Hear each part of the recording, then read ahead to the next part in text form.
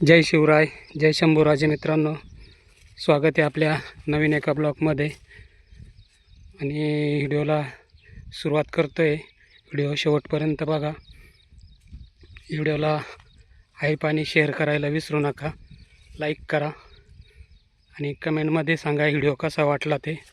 तर आपल्या व्हिडिओला सुरुवात करतो आहे मित्रांनो. माझा असा दिनक्रम चालू राहतो. पाऊस असो, ऊन वारा काही असो, प्रत्येक शेतकऱ्याला आपल्या गुरांसाठी चारा आणायला यावाच लागतो. आणि हे बघा, एवढल्या चिखलातून आता तरी बरं झालेलं आहे रस्ता.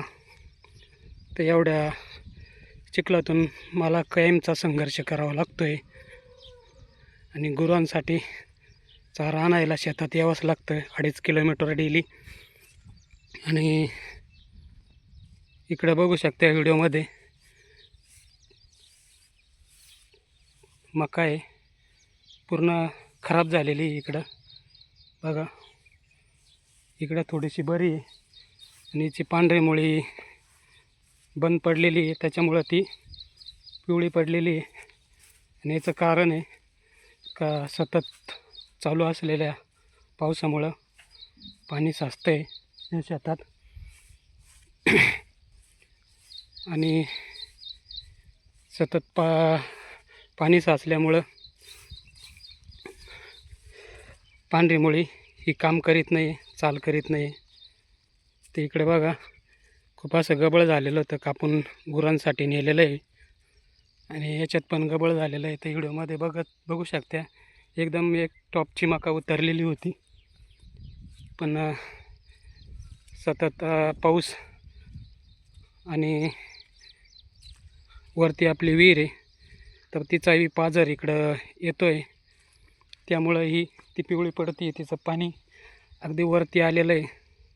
ती पण मी व्हिडिओमध्ये दाखवतो आहे तुम्हाला. आणि डेली माझा असा दिनक्रम चालू राहतो का कधी पाऊस असला तरी शेतात गुरांसाठी यावं लागत आहे. आणि एक वेळ आपल्याला खायला नसलं तर आपण ॲडजस्टमेंट करू शकतो आहे किती महाग झालं तरी.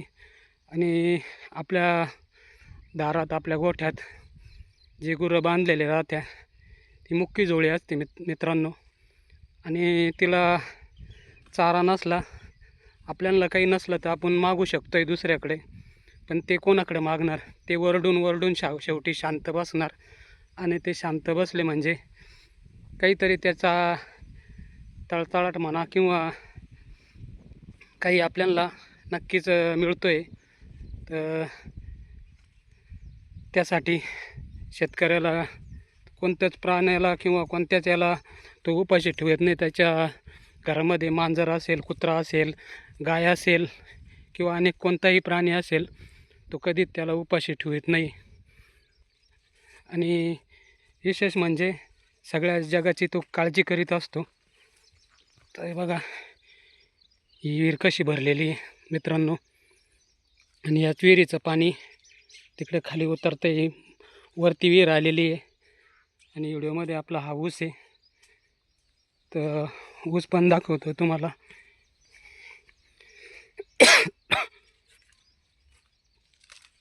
तर बघा मित्रांनो, ही सोयाबीन आहे. आणि आता हा ऊस, तर ऊस आता कट लोटायचं चालू आहे.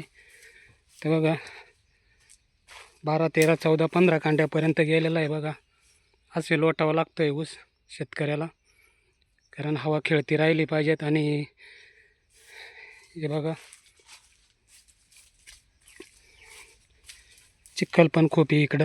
बघा, असं लोटायचं आहे. आता हे निम्मच लोटलेलं आहे, तर ते पाण्यामध्ये लोटावं लागतं जेणेकरून ऊस पण नाही मोडला पाहिजेत.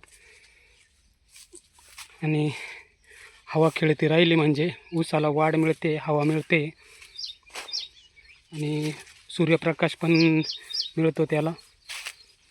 तर इकडं सोयाबीन आहे. सोयाबीनला पण औषध मारून एकदम आता ओके झालेली आहे. तणनाशकही मारलेलं आहे, तण तर काय राहिलं नाही कुठे. पण कीड पडली होती पानावरती, त्यासाठी पण स्प्रे मारलेला आहे. तर कशी दिसते सोयाबीन, ऊस, मका तर गेलेली आहे. आणि ते बघा समोर दिसतोय तो घास. तर डेली मला इतक्या लांब चाऱ्यासाठी यावं लागतं आहे. आणि डेली माझा हा दिनक्रम चालू राहतो सकाळी सकाळी. आणि आता मध्ये गाडी येत नाही, नाही तर मध्ये गाडी आली तर इथपर्यंत आपल्या विहिरीपर्यंत गाडी येते, पण चिखल झाल्यामुळं गाडी येत नाही. आणि रस्त्यावरती चारा न्यावा लागतो डोक्यावरती, ते पण चिखलामध्ये. तर